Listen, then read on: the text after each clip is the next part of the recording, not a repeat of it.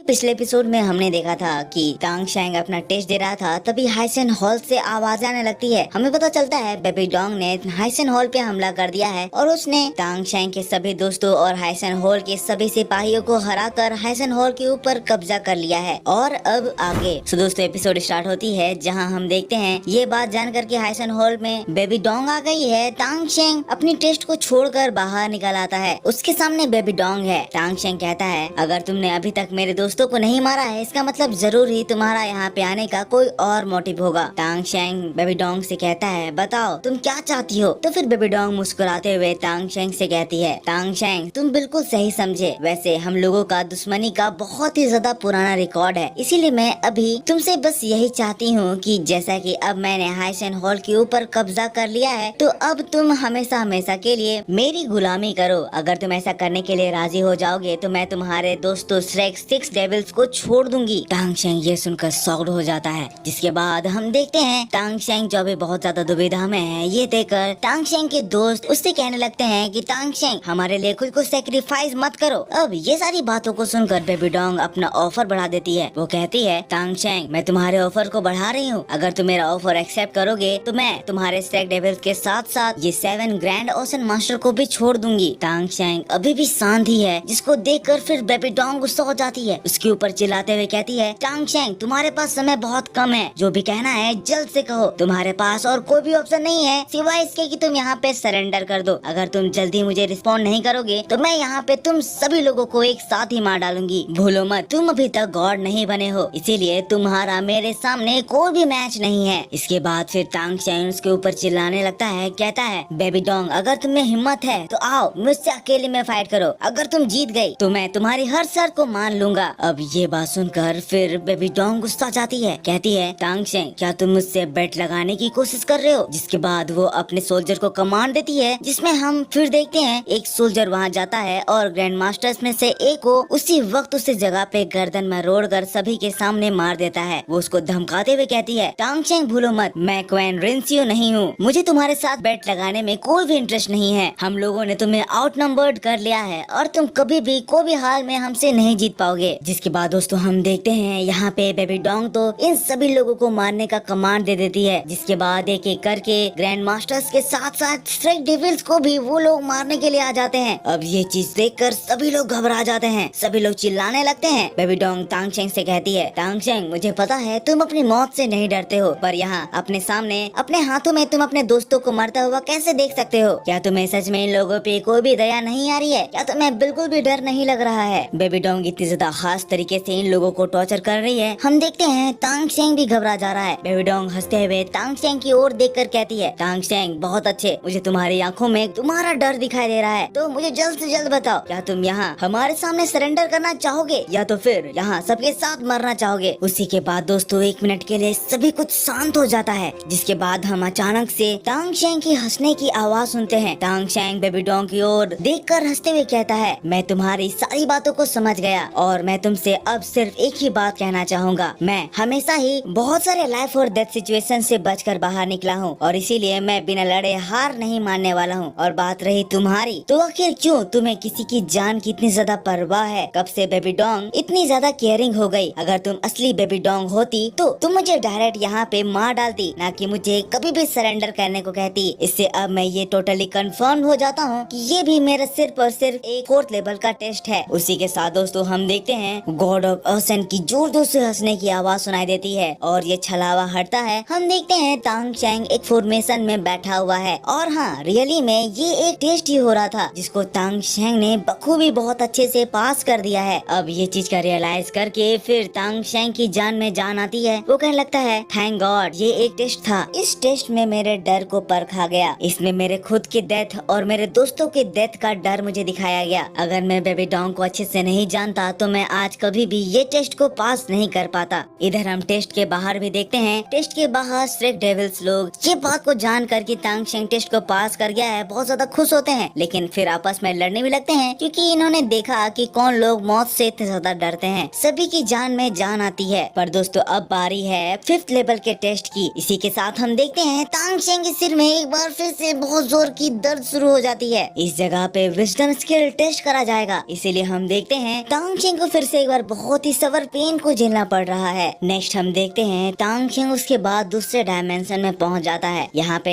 अंदर जाने के बाद वो देखता है कि अंदर तो पार्टी चल रही है। दोस्तों ये एक बॉल पार्टी है, जिसको देखकर फिर तांग शेंग सोचने लगता है। कहता है आखिर अब मुझे किस तरह के टेस्ट से गुजरना होगा। आगे बढ़ने पे देखता है कि वहाँ पे तो ग्रैंड सी डॉटर मास्टर है। सभी लोग इस जगह पे अपने अपने मास्क लगाए हुए हैं और लग रहा है यहाँ पे एक डांस होने वाला है। इस जगह पे तांग शेंग का ये टेस्ट है कि उसे अपने ट्रू लव को इस जगह से चुनना होगा। यानी कि तांग शेंग को इस जगह वू को इन सभी औरतों में जो कि मास्क लगाए हुए हैं उनके बीच से ढूंढना होगा। ये द टेस्ट ऑफ लव है और इसमें तांग शेंग को सिर्फ और सिर्फ एक ही मौका दिया जा रहा है। तांग शेंग सभी लेडीज में से वू को ढूंढ रहा है, लेकिन वो उसे कहीं मिल ही नहीं रही है। दोस्तों यहाँ मैं आपको ये भी बता दूं कि ये जो टेस्ट है इसमें तांग शेंग को एक टाइम लिमिट भी दिया गया है, इसीलिए तांग शेंग को जल्द से जल्द वू को ढूंढना ही होगा। यहाँ पे तांग शेंग इस लेडी को वू कह रहा है और जैसा कि मुझे लगता है इसका नाम सिबू है, तो आप मेरे को बताना कि इसका रियल नाम क्या है। हम इस जगह पे देखते हैं तांग शेंग को और भी ज्यादा कंफ्यूज करने के लिए उस जगह पे बहुत सारी वू आ जाती है। जिसके बाद फिर हम देखते हैं तांग शेंग वू की सभी डिटेल्स को याद करने लगता है, एक एक करके सभी को एलिमिनेट करने लगता है और फिर बहुत ही ज्यादा डिटेल में जाकर वो वू के चिन्ह, उसके ईयर की स्टाइल और फिर उसके स्मेल से उसको सही में पहचान ही लेता है। और फिर हम देखते हैं तांग शेंग अपने मास्क को खोलकर बहुत ही प्यार से वू को डांस के लिए इनवाइट करता है। और फिर कैसे वो तांग शेंग के इस ऑफर को रिजेक्ट कर सकती थी। दोनों ही एक साथ फिर बहुत ही प्यार से एक दूसरे के साथ डांस करने लगते हैं। जिसके बाद वो तांग शेंग से कहती है मैं सोच रही थी तुम इतनी सारी लड़कियों के बीच में मुझे पहचान नहीं पाओगे। तांग शेंग कहता है चाहे मेरे सामने कितनी भी ब्यूटीज आ जाएं, पर मैं तुम्हें हमेशा ही पहचान लूंगा। जिसके बाद फिर वो तांग शेंग को अपने साथ बाहर चलने को कहती है, एज यहाँ पे बहुत ज्यादा भीड़ है और बाहर में बहुत ज्यादा शांति होगी। दूसरी ओर टेस्ट के बाहर हम देखते हैं सभी लोग परेशान हो रहे हैं कि सही में तांग शेंग ने सही वू को चुना तो है। हम इधर तांग शेंग को देखते हैं जो कि वू के साथ बाहर आ गया है। बहुत ही ब्यूटीफुल सा गार्डन है। यहाँ पे तांग शेंग वू के हेयर को कॉम्ब कर रहा है। तभी फिर वो तांग शेंग को किस करने को कहती है, लेकिन जब तांग शेंग उसे किस करने वाला होता है तांग शेंग को ये रियलाइज होता है कि ये तो गड़बड़ है और फिर वो समझ जाता है कि ये रियल वू नहीं है। जिसके बाद ही सच में ये एकदम रियल जैसे दिखने वाली वू गायब हो जाती है। तांग शेंग अपने टेस्ट को फेल करने से बाल बाल बचता है। तभी वो ग्रास में देखता है और उसे रियल वू दिखाई देती है। वो अभी खरगोश बनी हुई है और तांग शेंग उसको उठाता है और उसी के साथ वो ह्यूमन फॉर्म ले लेती है। जिसके बाद रियल वू को किस करने के बाद ये टेस्ट ओवर हो जाता है और वो 5th लेवल भी पास कर देता है। इसी के साथ तांग शेंग को spiritual cohesion memorising skill achieve हो जाता है। लेकिन फिर उसके तुरंत बाद ही नेक्स्ट टेस्ट भी शुरू हो जाता है। ये 6th लेवल का टेस्ट में हम देखते हैं तांग शेंग सूरा डोमेन में पहुंच जाता है, जिसमें सूरा गॉड की आवाज आने लगती है। वो तांग शेंग से कह रही है तांग शेंग तुम अपने गॉड ऑफ सी के थ्रोन को छोड़ दो, जिसके बाद मैं तुम्हें सूरा गॉड के थ्रोन को इनहेरिट करने का मौका दूंगा। तांग शेंग शॉक्ड हो जाता है। वो कहने लगता है मैंने तो अपने हॉटियन हैमर को यूज नहीं करा, तो फिर ये सूरा गॉड क्यों मेरे को टेस्ट में इंटरफेयर करने के लिए आ गया है। गॉड ऑफ ओशन बताए थे कि जब तक मैं हॉटियन हैमर को यूज नहीं करूंगा तब तक सूरा गॉड मुझे इंटरफेयर नहीं करेंगे। मैं सूरा डोमेन के बारे में ज्यादा कुछ नहीं जानता, मैं अब क्या करूंगा। जिसके बाद फिर हम देखते हैं सूरा गॉड तांग शेंग से कहने लगते हैं तांग शेंग तुमने अपनी इस जर्नी में बहुत सारे सिटी को स्लॉटर किया है, इसीलिए मैं तुम्हें ये डायरेक्ट मौका देता हूँ कि तुम मेरे सूरा थ्रोन को इनहेरिट कर पाओ। जैसे ही तुम इस स्वॉर्ड को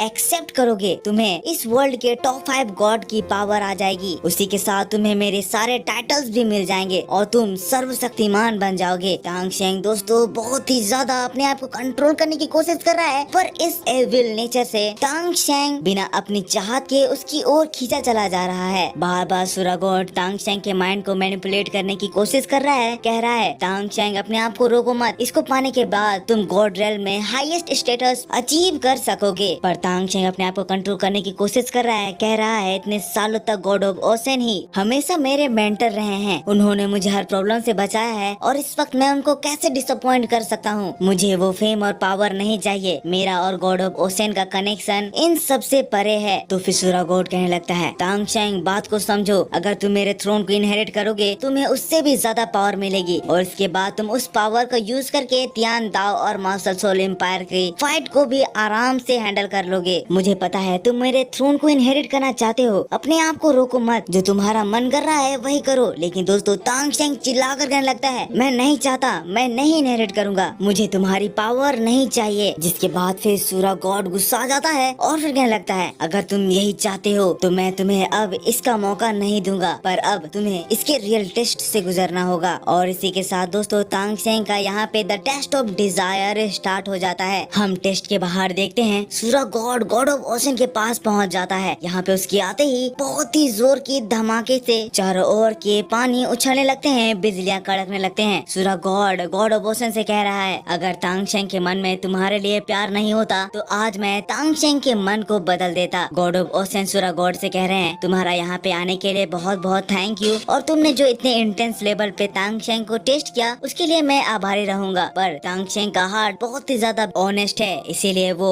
डेविल इरादे में कभी भी नहीं फंसेगा, इसीलिए अब तुम यहाँ से जा सकते हो। सूरा गॉड कहने लगता है ठीक है मैं यहाँ से जा रहा हूँ, पर मैं ये एक बात कहना चाहता हूँ कि अगर तांग सेंग कभी मेरे सूरा इनहेरिटेंस को हासिल करने की कोशिश करेगा उस वक्त तांग सेंग की टेस्ट इस टेस्ट से बहुत ज्यादा खतरनाक होगी। और दोस्तों फिर हम देखते हैं इधर इसी के साथ तांग सेंग का ये टेस्ट ऑफ डिजायर ओवर हो जाता है। तांग सेंग अपने 6th इमोशन पे भी काबू कर लिया है और इसी के साथ the final gate of test the 7th emotion का गेट ओपन हो जाता है। इस टेस्ट को कंप्लीट करने के बाद तांग सेंग का 8 स्पाइडर बोन दोबारा से इवॉल्व हो जाएगा। तांग सेंग आगे बढ़ता है, उस ब्यूटीफुल से गेट के पास पहुंचता है और टेस्ट देने के लिए आगे बढ़ता है। और दोस्तों इसी बात के साथ यहाँ इस जगह पे ये एपिसोड खत्म हो जाता है।